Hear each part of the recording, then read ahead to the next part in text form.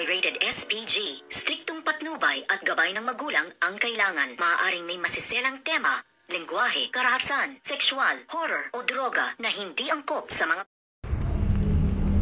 Good evening mga kachikas and welcome sa aking munting channel. Dito nga ay nagulat ito ngang si Leilani nang sabihin nga nitong kanyang biyanan na ito daw bang si Sherlyn ang siyang nagtangka sa kanyang buhay, at dito nga ay nagulat siya at dito nga niya nasabi na walang kinalaman ito ngang si Sherlyn sa nangyari sa kanya at pagtangkang pagpatay sa kanya, at dito lang nga i-noise out nito ngang si Divina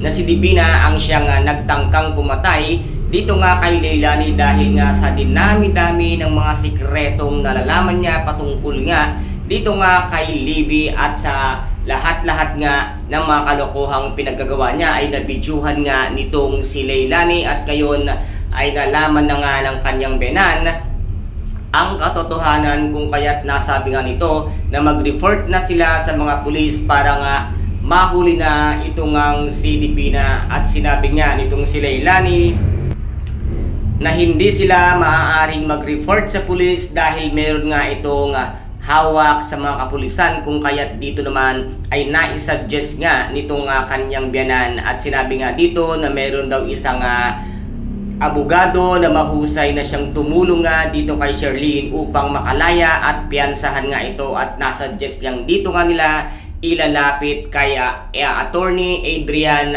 ang kaso nga nitong si Leilani, at ngayon ay tatawagan nga ng kanyang biyanan itong si Adrian, at dito nga niya sasabihin at ipagtatapat ang katotohanan kung kaya't dito ngayon ay makakapagsampa na nga ng kaso itong ang si Adrian, at mag-release nga sila ng warrant of arrest para nga arestuhin na itong ang bruhang si Divina. Kaya ngayon mapapaluha at nanginginig sa takot ang bruhang si Divina na hindi niya sukat akalain na merong isang malaking bangungot na bubulaga sa kanyang harapan. Kaya guys, napakarami po nating mga dapat abangan sa mga susunod na episode dito nga sa Prinsesa ng City Jail. Kung nagustuhan po ninyo ang aking videos for today, paki-subscribe na lamang po ng aking channel, paki-like and share para maging update kayo sa lahat ng gagawin kong videos. Maraming salamat po. Ingat, God bless, and